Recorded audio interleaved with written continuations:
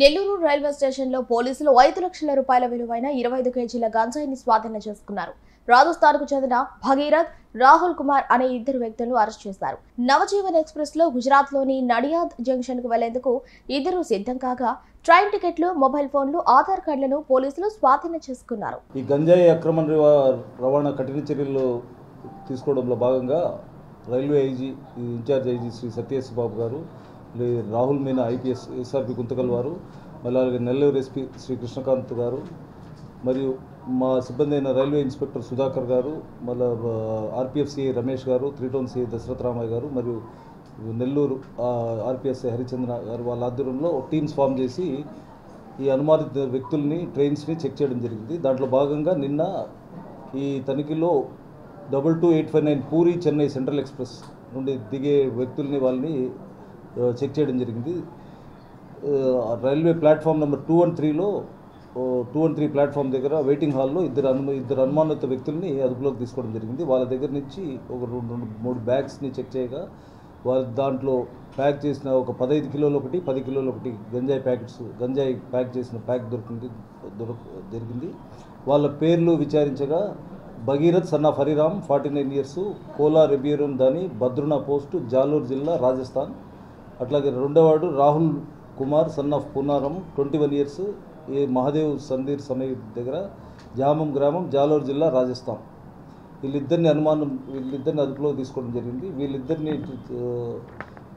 ప్రశ్నించగా వీళ్ళు పలాస నుంచి, అంటే పలాస కంటే ముందు బెల్గాం, ఒరిస్సాలో బెల్గాంలో ఈ రాజుబాయ్ అనే అతని దగ్గర ఈ గంజాయిని కొనుక్కోవడం జరిగింది. అక్కడి నుంచి బెల్గాం టు పలాస నుంచి నెల్లూరుకు వచ్చి, నెల్లూరులో ఇక్కడ దిగి, ఇక్కడి నుంచి నెక్స్ట్ ట్రైన్ 12656 నవజీవన్ ఎక్స్ప్రెస్ గుజరాత్లో నుంచి అక్కడి నుంచి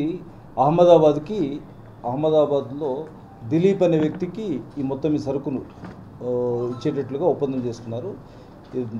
బెల్గాం నుంచి పలాస టు నెల్లూరు టు అహ్మదాబాద్ పోయి మొత్తం ఈ 25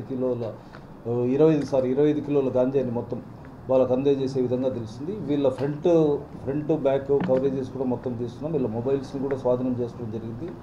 వీళ్ళని ఈ తనిఖీలో భాగంగా ఇంతకుముందు కూడా నెల్లూరు ఆర్పీఎస్లో సుమారు 6 రైల్వే పోలీస్ స్టేషన్లో 6 కేసులు, కావలిలో ఒక 2 కేసెస్, మొత్తం గూడూరులో ఒక 3 కేసెస్, టోటల్ 11 కేసెస్.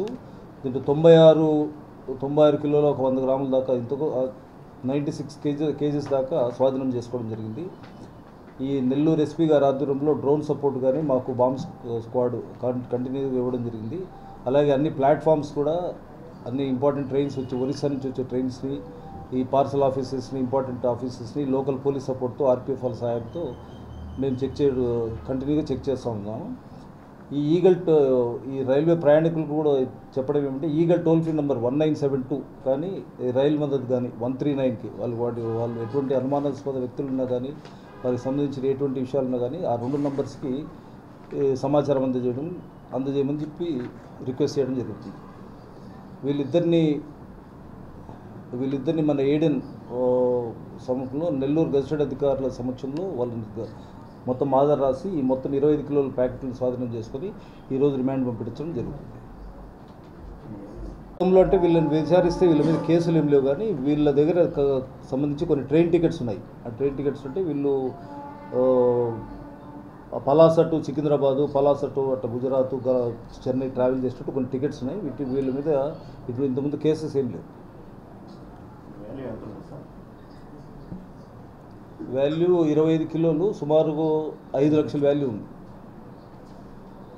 దీంట్లో భాగంగా ఈగల్ టీమ్ ఐజీ గారి రవికృష్ణ సార్ ఆధ్వర్యంలో టీమ్స్ ఫామ్ చేయడం జరిగింది. ఆర్పీఎఫ్ వాళ్ళు, జీఆర్పీ వాళ్ళు, లోకల్ పోలీసు, ఈగల్ టీం వాళ్ళ సహాయంతో ఖచ్చితంగా ఒరిస్సా నుంచి వచ్చే ట్రైన్స్ అందరినీ చెక్ చేయడం జరుగుతుంది. అంటే మేము టీమ్స్ ఫామ్ అయ్యి, ఇప్పుడు నా జ్యూరిస్డిక్షన్ చీరాల నుంచి ఒంగోలు, నెల్లూరు, కావలి, గూడూరు వరకు టీమ్స్ ఫామ్ చేసి ఆల్మోస్ట్ అనుమానం ఉండే వ్యక్తులందరినీ కూడా చెక్ చేయడం జరుగుతాం.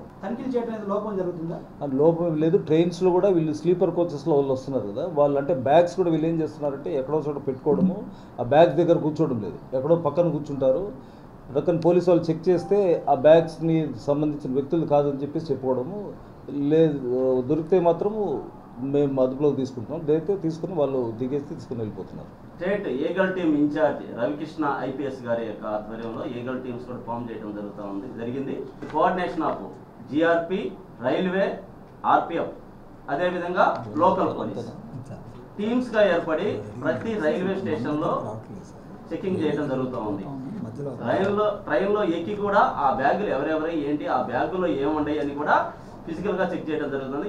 ఈ యొక్క టీమ్స్ ఫామ్ చేసిన తర్వాతే జిఆర్పి, అదేవిధంగా ఆర్పిఎఫ్, లోకల్ పోలీసు కోఆర్డినేషన్ తోటి దాదాపు ఇప్పుడు జిఆర్పి పోలీసు 96 కేజెస్ 11 కేసెస్లో వాళ్ళు సీజ్ చేయడం జరిగింది. ఇది చాలా అచీవ్మెంట్.